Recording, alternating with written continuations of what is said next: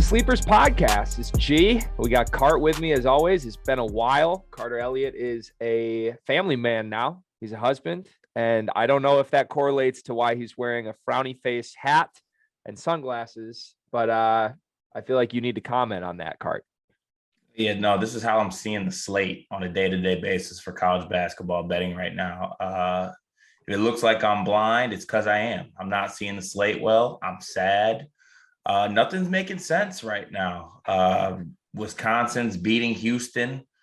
Brad Davison's going off. Johnny Davis is going for 30 points. Marcus Sasser can't hit open threes. Life just hurts a little bit right now. Georgia might be the worst basketball team I've ever seen in my life. Don't show up if you don't want to play. All right. You got ran off the floor by a whole ass Northwestern. Have some respect for yourself. Deep breath, my friend. We got to be honest. We violated one of our very simple principles, which is don't press. And by don't press, I mean don't bet on teams you don't really know shit about. Like, as much as we want to act like we know a lot of teams and we watch a ton of college hoop, which we do, neither one of us know shit about Georgia. We just saw that line was +8 and it was against Northwestern. And we were like, we got to bet it. And within 4 minutes, it was like, they're going to lose this by 20.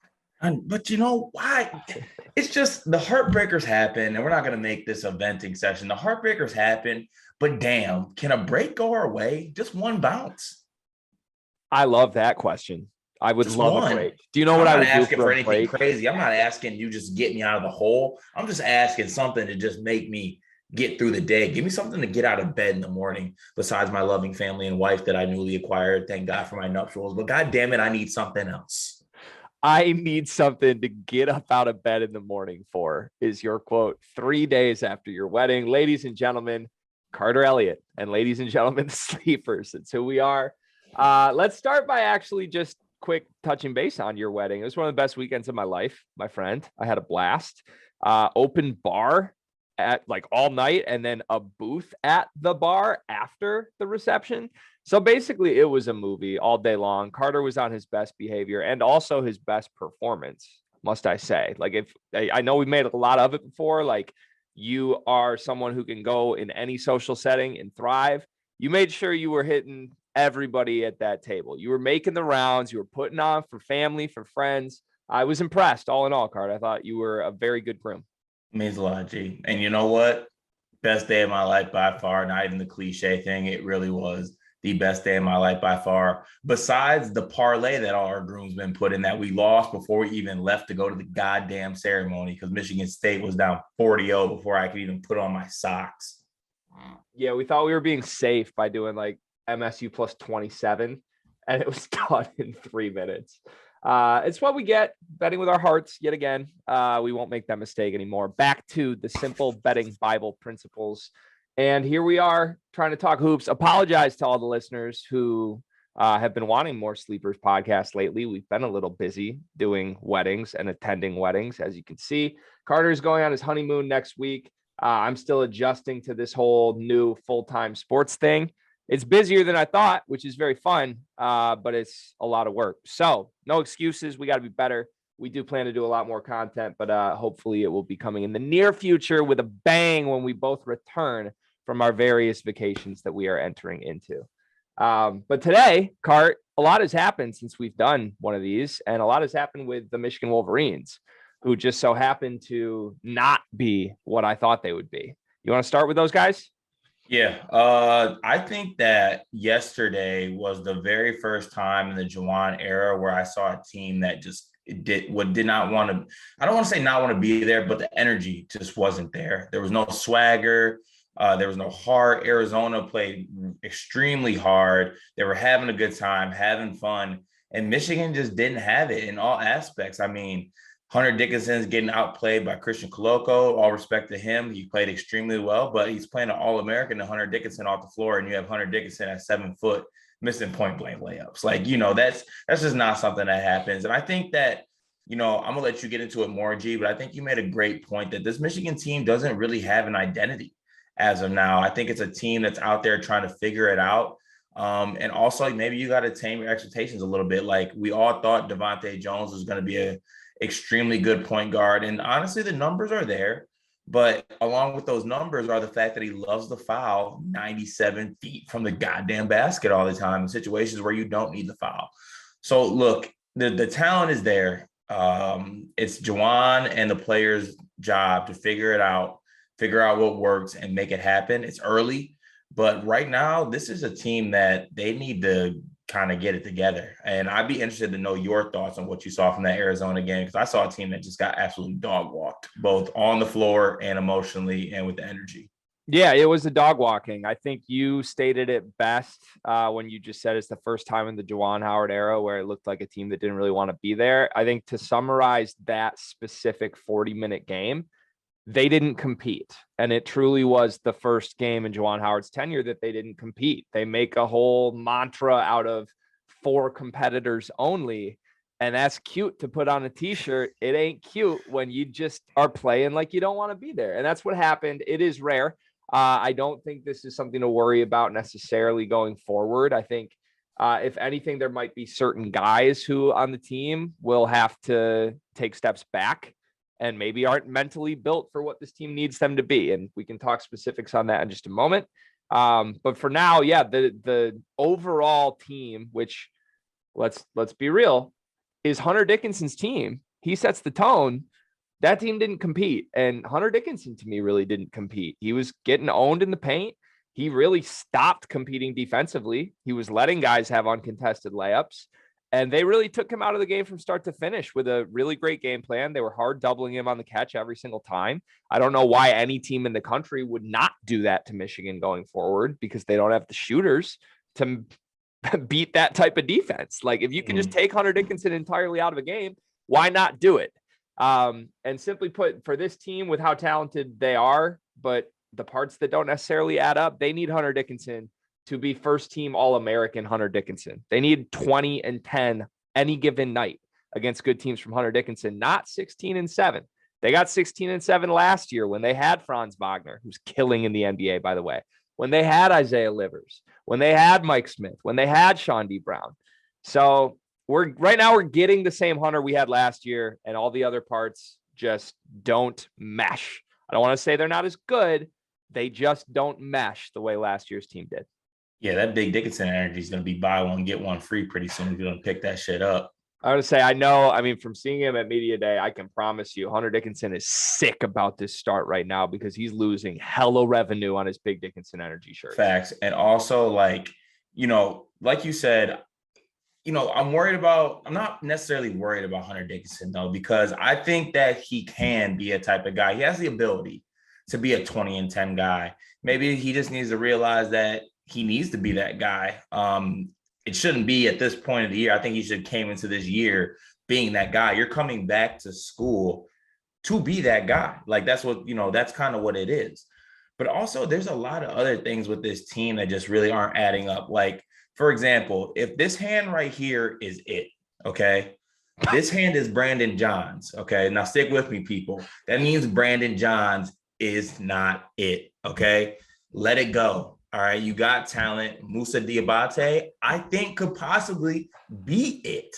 Now, he needs to figure some things out. He's still playing the game. He hasn't played it too long. He's a little bit new. But the fact of the matter is, I just don't think you can have that type of talent, athleticism, and length on the bench over Brandon Johns, who is not showing you that he should be getting those minutes. Like, I'm never a fan of college basketball teams and college basketball players that get minutes just because they've been there for so long. That's not how it works. It's not how you win games. You got to earn minutes no matter what year you are and what year you playing. Now, is Diabate having some issues on the floor? Yeah, like, he's a freshman. That happens. But Brandon Johns is having the same type of issues, I feel like. Same and issues. He's not a threat from three. So at this point, I don't know. I'd rather play my lottery pick over my not lottery pick. And this is coming from a Michigan State fan. Okay, I know how this goes, but this is looking very Michigan Statey, playing other players over your lottery pick. I'm just saying. So a couple of things. I love how much you love Moussa Diabate. I'm also screaming, like, just give him the job. Right now, you got 3 power forwards, and it's the same thing as when you got 2 quarterbacks. When you have 2 quarterbacks, you don't have one. When you have 3 power forwards playing 45 minutes total between the 3 of them, you don't have one. And Moussa Diabate probably deserves 25 minutes a night and see what that looks like. Right now, he's playing 16. It's not cutting it. But as much as I love your love for Moussa Diabate, he's not a lottery pick. Now, if he gets thrown into a 25, 30-minute role and Michigan really turns things around, maybe he gets there. But if anything, he's like a 2-year lottery pick type. He needs to play true center. He makes a lot more mistakes. As much as I love him, like he literally just botches simple offensive sets. And as talented as he is, he's not processing the game at a lottery pick level right now. Okay, true. You know what? And I will say that he does make a lot of mistakes. What I'm saying is one day I think he will be a lottery pick when he puts it together. Just on potential alone, I can see a team even drafting him in the lottery because I think the tools are there. More so what I'm saying is that nothing right now Brandon Johns is doing is saying that's his job, besides the fact that he, is closer to his degree than Moussa Diabate. That's it. So totally agree. And I think, honestly, the way I think it will play out is that Diabate is going to spend 1 year at Michigan. He's going to play probably 20 minutes a game by conference play. The team's going to be okay, not great. And he's going to get drafted in the late first, early second round. And we're going to all look back like, damn, we really wasted Moussa Diabate. I hope that doesn't happen. And I think if he stays a second year, then he's the starting center and he probably works his way into clear lottery pick contention. But to your point, Brandon Johns, no. We've tried Brandon Johns. It's like people want you to expand your palate growing up, right? I was a picky eater as a child. I had chicken tenders and fries, and people would be like, "Oh, try this tuna. You're gonna love this tuna." And I would be like, "No, I've had that tuna before. I know I don't like that. Thank you for the offer, but I don't need that. I'll stick to my chicken fingers." That's what Brandon Johns is. Like, we've seen what he is. He hasn't developed. He's not going to develop. If it's between the ears, or if it's like, it's not even just between the ears. That's my biggest pet peeve with Michigan fans about this. It's like, oh, Brandon Johns, if he could just get some confidence, if he could just figure it out, then what? He's averaged like 4 points and 4 rebounds on his career when even given a decent sized role. Like, it's not like he's shown flashes to all of a sudden be an NBA player. Like, he has a solid physical stature for a college 4. That's literally all he has. Now, he's messed up between the ears, but he's also not productive on the court. And it's not because of just between the ears. He can't shoot. He can't handle. He messes up defensive rotations constantly. He's as least skilled of any 4s in the Big Ten Conference. And there's not a ton of skilled 4s in the Big Ten Conference. So I don't really get the clamoring for more Brandon Johns minutes. In fact, like, my biggest gripe with Michigan fans right now is, I'm plugged into like umhoops.com and I'm constantly going back and forth with people on Twitter, all that. My biggest gripe right now is that when people talk about the 4 spot between Diabate, between Johns, and between Terrence Williams, they always talk about like, oh, Terrence Williams is so improved. Moussa Diabate is so talented. And Brandon Johns also does some things. But nobody ever names the things that he does. Like, I'm literally waiting for someone to tell me what Brandon Johns does well on a basketball court, or like at least what he does that the other 2 can't do. Because Terrence Williams and Moussa Diabate can do everything Brandon Johns can do, but better. And this team would be better served if Brandon Johns just, quite frankly, didn't exist. Wow. I'll go there. I know that sounds super harsh, but like, look. Sometimes you don't need 11 guys, right? Sometimes you need 8 that really make sense. And right now, this entire team's rotation is fucked up, quite frankly, because Juwan and staff are trying to play 3 guys that can't shoot at the 3 and the 4 that are either true power forwards or hybrid centers. And like I said, with Terrence Williams, at least there's potential, right? He's going to be a 4-year guy at Michigan. And by the time he's a senior, he's probably going to piss some people off. He plays hard. He gets dirty. I'm okay with that. Diabate, all the talent in the world. He just needs to be on the court more. Both of those things happen if Brandon Johns just doesn't exist. And I'm sorry I said it, but like this team has to pick 2 of those 3 and then they'll go somewhere. All right, you know what, G? Here's what I'm gonna you're gonna see something really rare out of me right here. I'm gonna flip this to a very positive note for Michigan. Okay, Oh, okay. it's early. All right. Ah. I know that sucks to hear, but what I'm hearing is this is a lot of things that could be fixable. Okay. Uh, Simply cutting Brandon John's minutes or simply tightening rotation could do a lot of things for this team. I feel like every good team, the goal on paper, just the cliche thing is to, by the time you get the conference play, you need to be playing your best basketball. So, maybe like a little gut check against getting ran off the floor against Arizona will help this team realize and maybe even humble them a little bit and realize that, this is different. This isn't last year. It's time to play. Guys got to step up. And, I have a good feeling by the time that they get to conference play, they will be, the rotations will be tightened up a little bit. And I think the least of my worries, I think it's just so weird to me because when I used to watch Devontae Jones at Coastal Carolina, he never struck me as a player that made mental mistakes.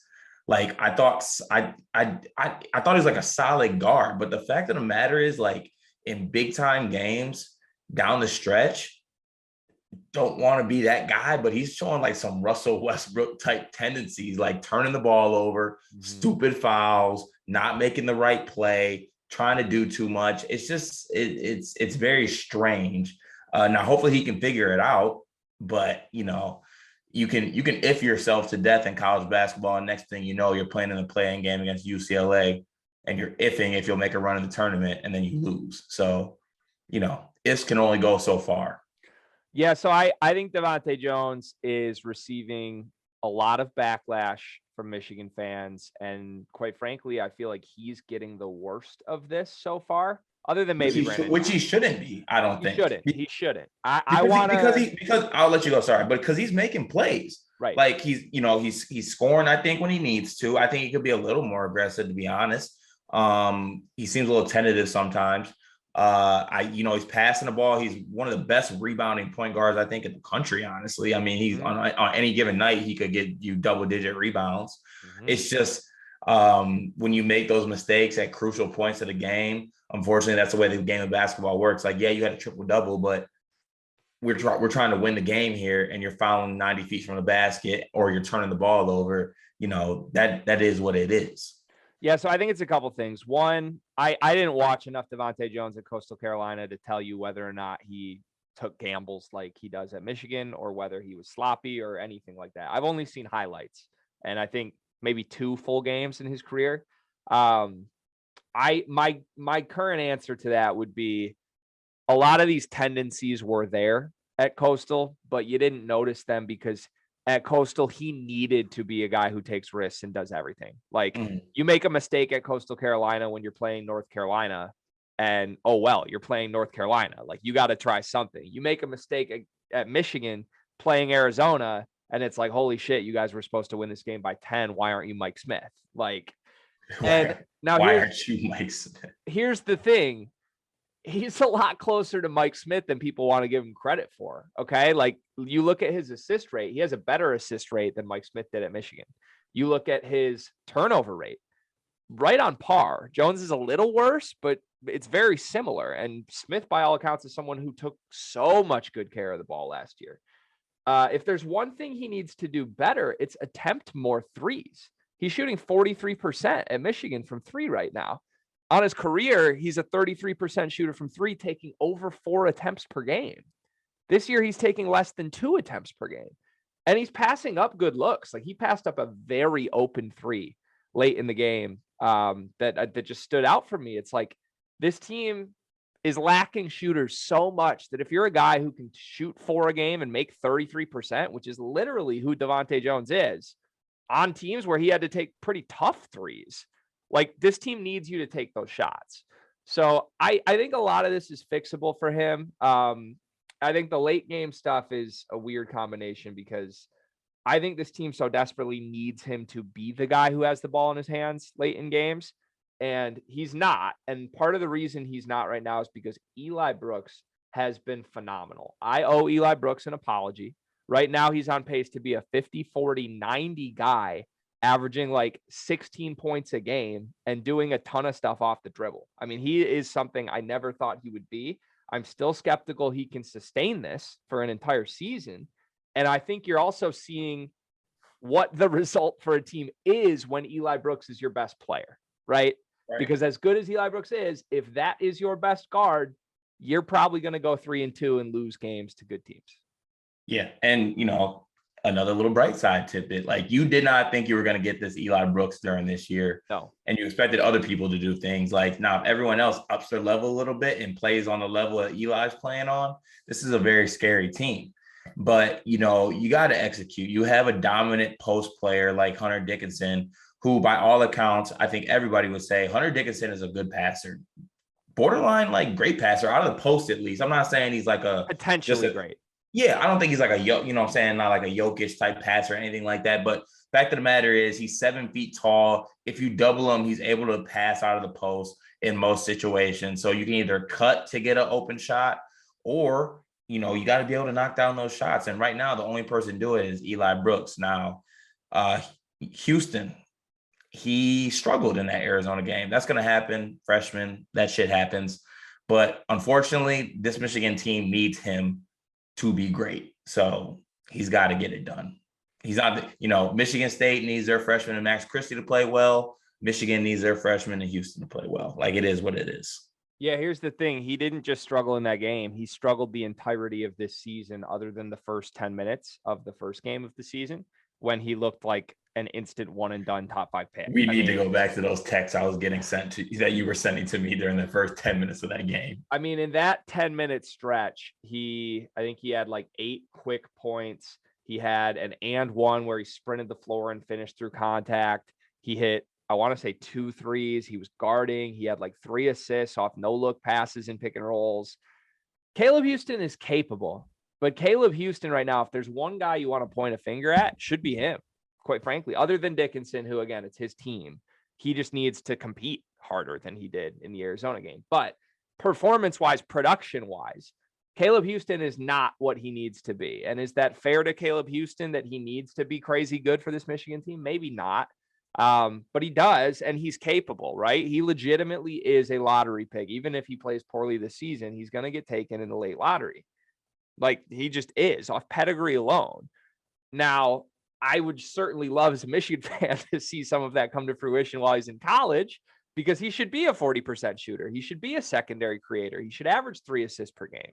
But right now, he just looks totally lost. He is as bad of a defender on the wing that I can remember from a freshman at Michigan. And that's saying a lot because we've seen some freshmen very lost on the defensive end. Jordan Poole was lost. Nick Stauskas was not good. Cam Chapman was all around horrible, both offensively and defensively. But Houston is like, can't stay in front of anybody bad, missing rotations, can't rebound. And if he's going to give you that on one end, he better shoot the piss out of the ball on the other end. Right now, I think he's shooting 20% from 3, airballing wide open 3s. Yeah, missing 2 free throws. Just way too good of a shooter to shoot like that. It's like, not you just you just said it's not fair to, put that all on him. But to be honest, it's fair for us to be like, you can't be shooting 20% and missing 2 free throws when you shoot the ball as well as you do. And his jumper is as pretty as it is. Right. Like just absolute beautiful form, absolute beautiful jump shot. There's no reason you shouldn't be letting it fly. Shoot it with confidence, knock it down, let it fly. Like, grow up. You can do it. Right. And look, part of the reason he's pressed into a really tough spot is because of the way this roster has been put together. And if there's one thing I am concerned most about going forward, it is that Juwan Howard does not seem to assemble rosters that care about shooting the basketball offensively from 3. This roster to me has 2 shooters. Eli Brooks is one and Caleb Houston is the other. Eli Brooks has to have the ball in his hands late in games. So doesn't really do you well when you have your only good shooter running pick and roll ball handling drills with 4 guys who can't shoot around him. I think the lack of shooting around him is killing Hunter Dickinson. I mean, Hunter Dickinson needs threats around him to be able to go to work. If Hunter Dickinson gets one-on-one opportunities, Hunter Dickinson will win his matchup every single game. But right now, he's not getting one-on-one opportunities. And that doesn't change when Caleb Houston shoots 20% on wide open threes.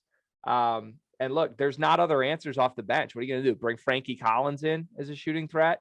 Kobe Buffkin is supposed to be that, but right now Adrian Nunez is ahead of him in the rotation. It just doesn't make sense. Those three guys at the 4 I talked about, none of them can shoot. Even if you're playing Diabate 40 minutes a game with Dickinson, spacing stinks on that team. So look, we knew this was going to be a departure from John Beilein style Michigan teams. That's fine. But this is pretty drastic. And I think it's a whole new way that a Michigan team has to win. And if you look at their recruiting class for next year, Jed Howard can shoot, but the other 4 guys they're bringing in can't. So to me, Juwan doesn't really care about that. You're going to see some ugly offensive basketball. You better see some elite defensive basketball. And with these one and done freshmen, that's asking quite a lot. Right. And I wouldn't even call Jed Howard a shooter necessarily. I think he can knock down shots, but he doesn't really strike me as just a knockdown shooter unless I'm missing something there.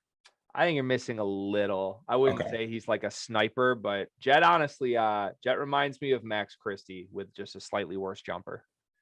So speaking of Max Christie, let's do a little Christie Houston check-in because I think we should do this periodically throughout the season. These two, whether fair or not, will always be compared to each other. They're playing similar roles. I think we talked preseason and said if you swapped them, that you would expect the guy on Michigan State to put up a little more prolific numbers. You would expect the guy at Michigan to shoot a little bit of a higher percentage. Right now, both of those go Max Christie's way. He's shooting a better percentage. He's putting up better numbers. He's all around been a much better player. He's leading Michigan State in minutes. Caleb Houston is actually playing the second most minutes on Michigan despite his poor play. So he's not far off there. But I would just like to go on record that I see you, Max Christie. And Card, if you call him by his name, Greg. That's a you thing. That's not a me thing. It's a thing. You're trying to make it a thing. I wouldn't call it a thing yet. It's like make it a thing. It's his name. Is Cormac Christie when he plays well and Max is when he plays poorly, or are we just always going Cormac? Well, I mean, I guess he's Cormac because he hasn't played poorly yet. Look, if you would give me the option to trade Houston for Christie, I'd take Christie in a heartbeat right now. And that's not look, Houston, I love what he could do as a passer, but Michigan needs someone that can just make open shots. And damn it, I know Max Christie's going to do that. Damn it. I thought if I turned it upside down, it looked like a smiley face, but that makes me happy that you said that, Gregory. And I agree with you. Do we want to move to Michigan State, or are you done with your Michigan talk? Let me just end on this. They're going to finish second in this conference still. Behind Purdue? Behind Purdue? Yeah, they're way behind Purdue. Purdue might win the league by 5 games, but yes, this team finishes second in the conference and is a no-brainer. Okay. All right. So I think if we're touching on what we talked about at the start of the year, I think you did have Michigan winning the conference, correct? This cycled for me. I'll be honest. Over the last, I think me and you originally picked Michigan. I think we actually originally both of us picked Michigan. I had Michigan at the start. And then to Illinois. I had Michigan at the start, and then I had Illinois. And I think there was like a 2-day period where at some point I convinced myself it was Purdue, but then I heard Travion was coming off the bench, and then I was clowning Purdue for that. So, we were both wrong. Let's just be real. Purdue's winning this league by like 5 games. Is Purdue the best team in the country? No. Can you make an argument that they're the best team in the country? No, you can't. But I heard your argument on the Field of 68 After Dark, which Carter Elliott has been gracing with his presence about once a week. He's been doing a great job. Everybody subscribe, go do that. Support me, support Carter. Thank you very much. But you made a very good argument about it. I enjoyed the argument. I disagree with the argument, but I like your premise of like, if Purdue played Gonzaga, Purdue matches up better with Gonzaga than anybody else ever could, right? Because what does Drew Timme do against Zach Edey? I don't know. Like, I still think he probably finds ways to score, but like, at least there's an answer there. And I don't know that Gonzaga has an answer for Jaden Ivey.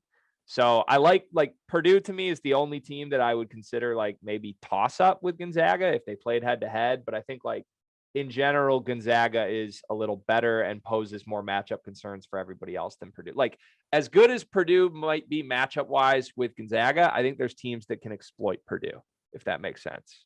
Yeah, no, I agree. There is some.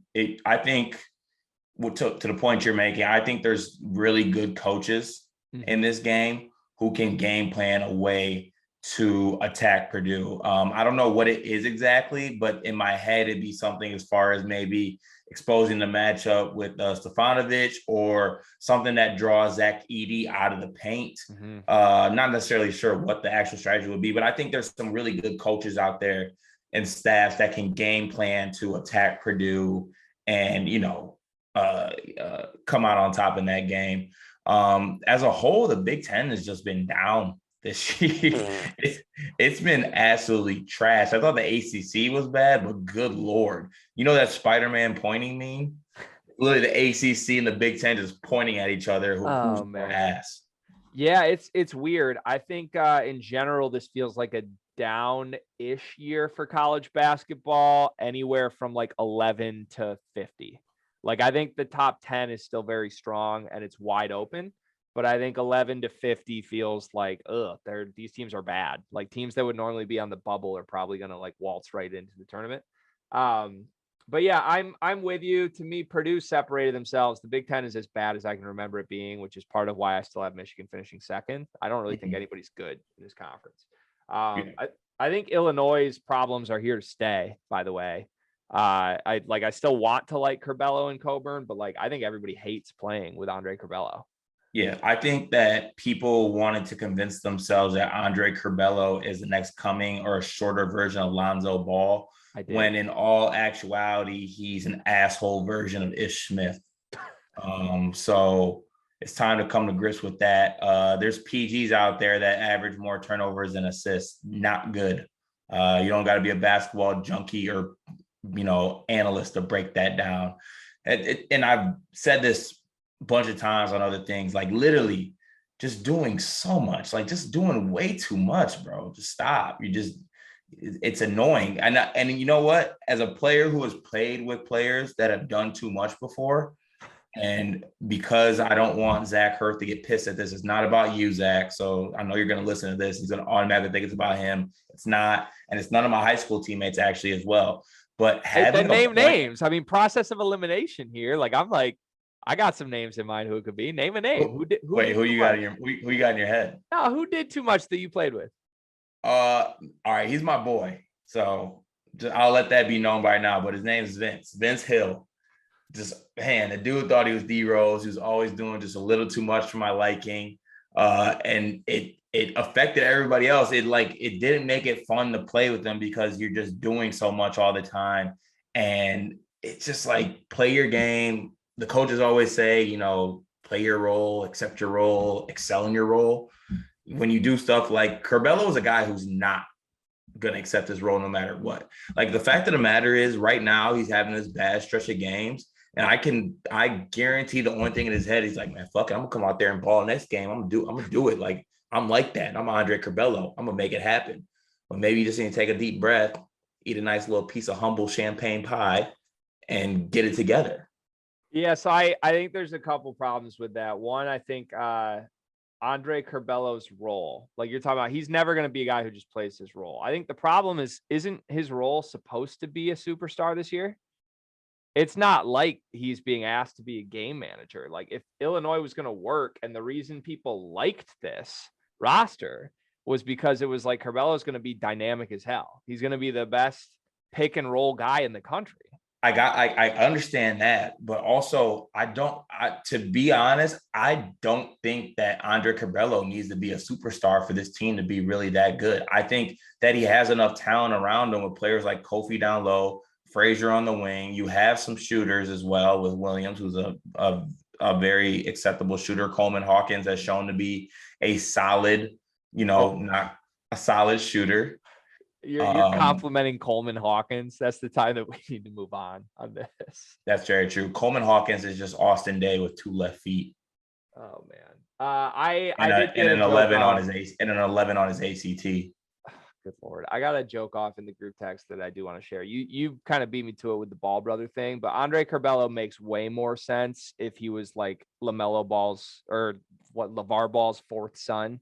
He makes way more sense like that. So I'm tempted to start calling him Bello Ball just because I want to, but I guess I have to run that by the Carter Elliott cringy factor before I go with that. I'll let you roll with that because nothing can be worse than that. Whatever that Bieber thing you said, that was bad. I'm trying to even remember who it was. It was Scooter Braun and Ochai Bieber. Yeah, it sounds bad, bad, doesn't it? That was pretty bad. I feel like I had something else on Curbelo that I'm forgetting now, but don't you think if like, okay, you said like him talking to himself, like, man, I'm struggling, but like I'm Andre Curbelo. Like, don't you think if his last name was just like something much more lame that he wouldn't have these cockiness problems? Oh, 100%. His name was Andre like Schmidt or something. Yeah, like No, just imagine if his name was Brandon Johns. He's not true. coming out like a killer.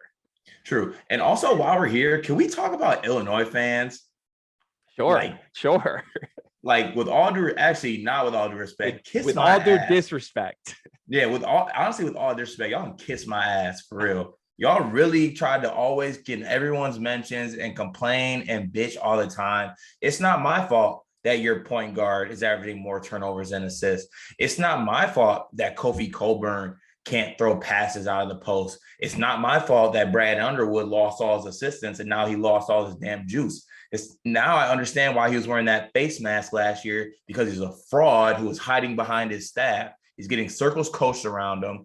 Loyola and the boys coached circles around him last year. It's coming into this year. It's time to have a reality check, Illinois fans. You're not them guys. You're not what you thought you were. You know how we talked about Michigan being able to get it together. I think there's way more of a chance that Illinois doesn't get it together than getting it together. Illinois needs to accept that they aren't like a Michigan State, for example, or even a Michigan, for example. Like, you aren't a top 10 program ever. You aren't going to get to that level. Like, if Illinois fans just accepted that they were like a cute middle of the pack Big Ten team that's in the middle of a good 5-year run, like, enjoy that and people would like you guys. Like, they just have a total identity problem with who they think they are versus who they actually are, and it's very frustrating. And again, they've antagonized Michigan and Michigan State fans to no end, which is very funny. Theory: when was the last time that Illinois men's basketball went to a Sweet 16?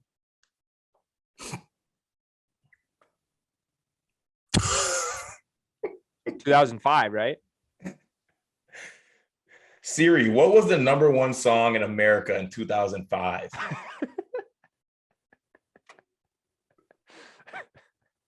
They can't even find it, but good Lord, like humble yourself. That's tough, right?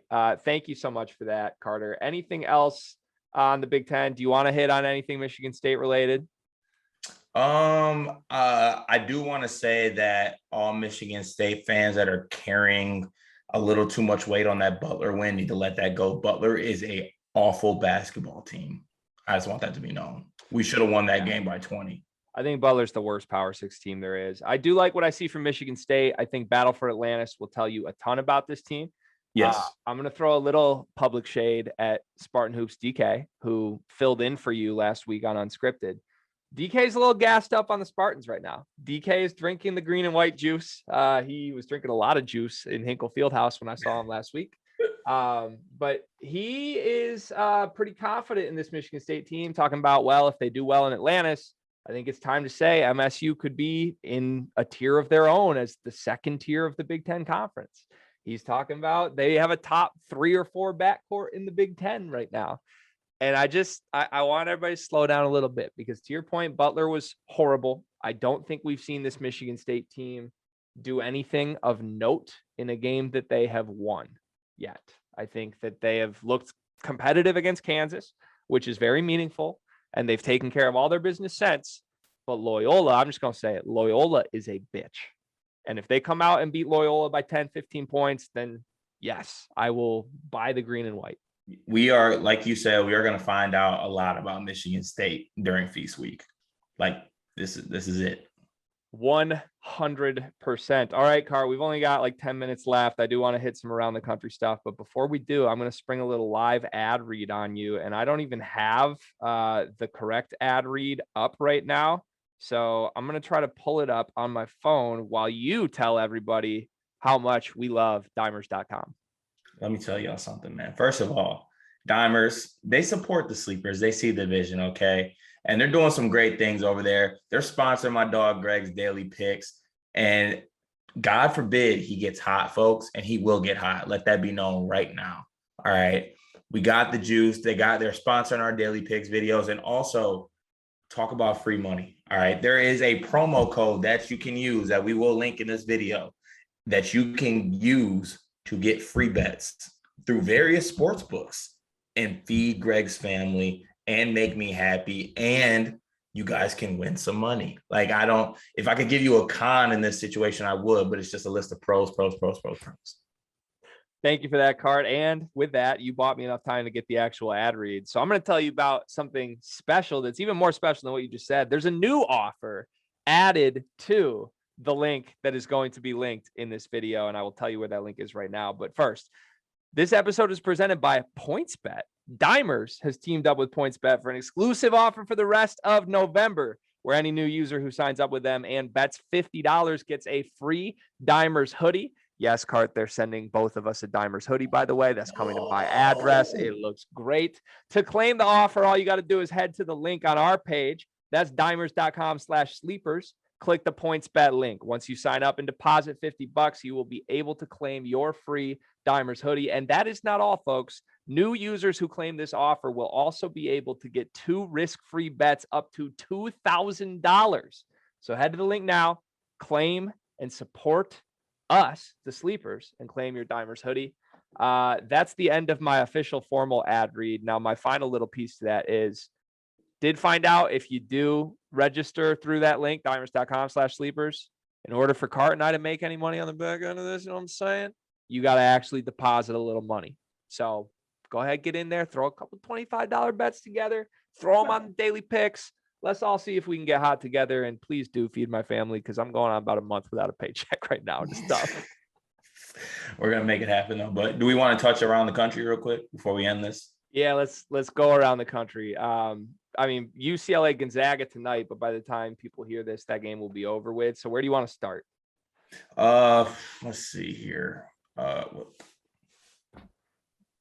You all right, big fella?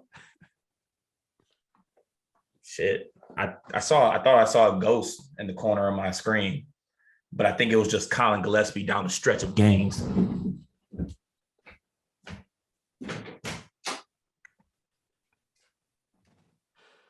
I mean, he left. He actually walked out of the room after that. Casper's what you calling him, right? Casper Gillespie? Hey, not my All-American. I'm just saying. What do you think is actually up with that, though? Because as much as we want to clown him, his numbers in those 2 big games, 2 big losses, excuse me, are not bad. He had really good first halves in both of those games. In fact, he had good enough first halves for an unnamed national media member to hit our group chat text and clown us, basically. He's very upset that we are anti-Colin Gillespie. Well, maybe wait until the end of the game to do that, because you're 0 for 2 on that this year, clowning us for Gillespie. Everyone wants to tell me about how gritty this kid is, how every coach wants him, how he's a winner, how he just wins, okay? You know, when the going gets tough, the tough get going, okay? And Colin Gillespie, he don't get going, all right?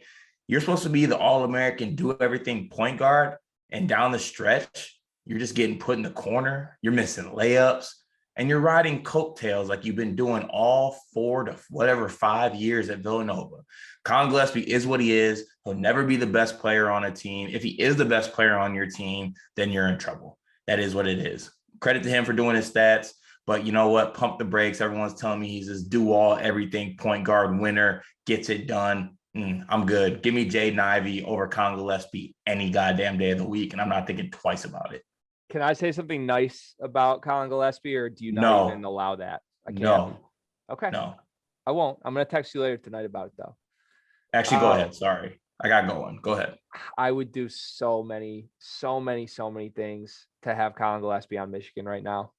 And I think you would do the same at Michigan State. That's all I'm saying. I wouldn't. I would not. I think of how good our 2 teams would be if we had Colin Gillespie instead of AJ Hoggard and Tyson Walker or Devontae Johnson. I mean, your team would be the same. Y'all both got 2 losses. You sicken me. All right.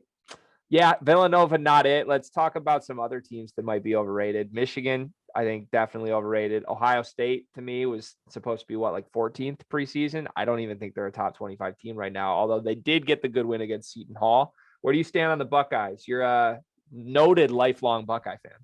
Yeah, I'm. You know what? I mean, I'm not going as far as to say that Ohio State shouldn't be in the top 25. I think they're a top 25 team. I think right in that 14 to 15 range is right where they belong, or like between 15 and 20. I think is where they'll fluctuate throughout the year. I still think EJ Liddell is that boy, but obviously they're doing the whole point guard by committee thing right now, and I never think that will work.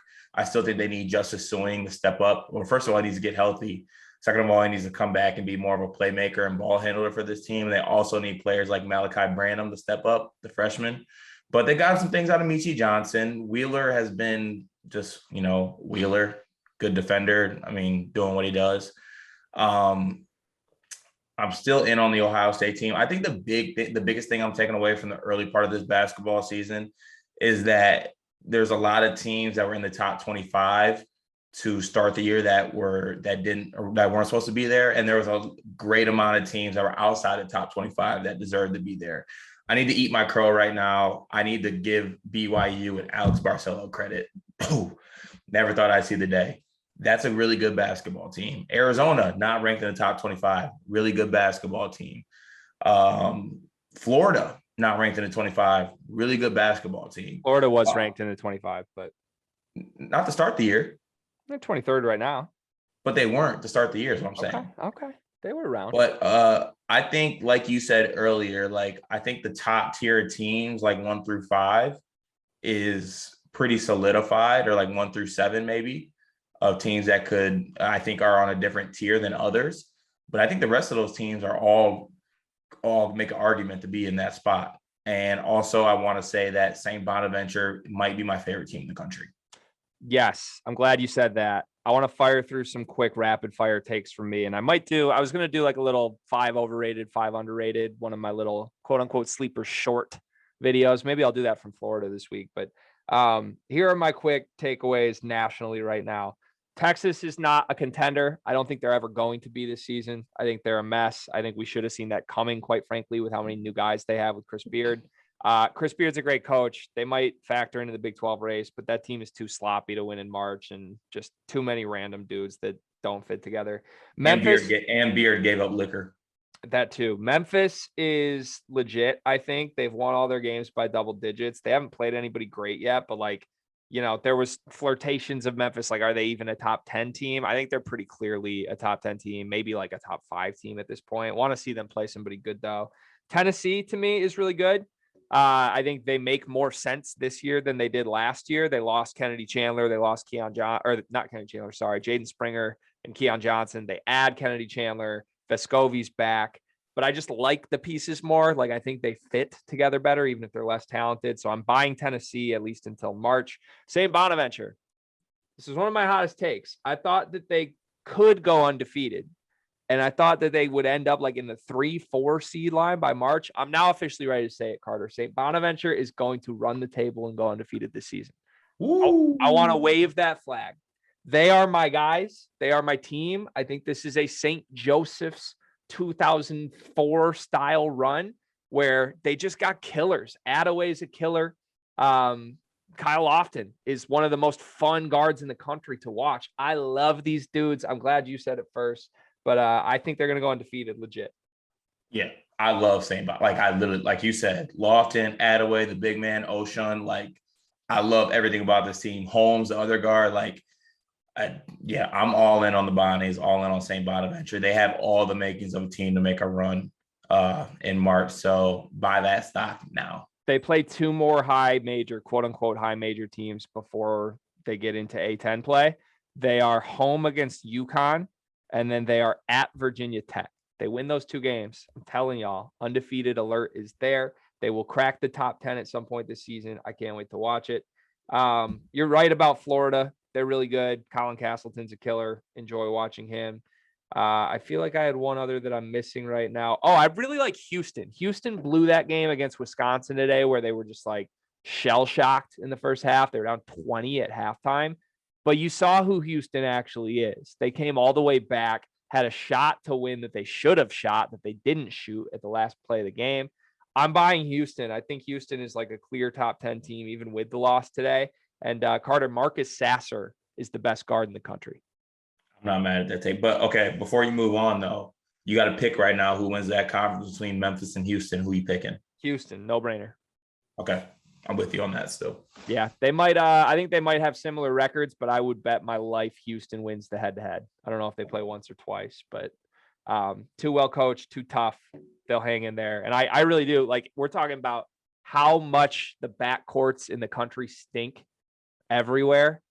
Houston has the best backcourt in the country to me, and that will be something to watch out for in March because guards win in March, and Kyler Edwards, Marcus Sasser, Tremont Mark is a killer trio.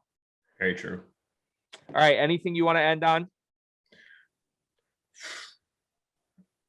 I'm going to steal the words from my good friend, Rob Douster. Don't sleep on Baylor. Baylor's a really good basketball team. People are forgetting about Baylor. That's all I'm saying. I thought you were going to start calling Doster somebody else like he calls you Robbie Hummel. That's what you should do. You should just start calling him like some other washed Big Ten player. John Scherna? I don't know. I'm trying to think. Like they take more of a look at it. Like he's Sam Decker with his own production network. Okay. Does that work? Maybe. I think that's pretty complimentary, to be honest. But hey, Doster, 40 under 40. He deserves it. He does. Also didn't know that Doster was younger than 40. No. So there goes that. But yeah, honestly, though, if he calls me Robbie Hummel again, he might have to meet me in the streets. I would not want to see that happen to two people that I greatly enjoy. Carter, it was great talking to you, my friend. Let's do some more of these. Enjoy your honeymoon. What is this going to be? Another week off from the sleepers, I assume? Meg probably wouldn't be too happy if you're logging into podcasts from.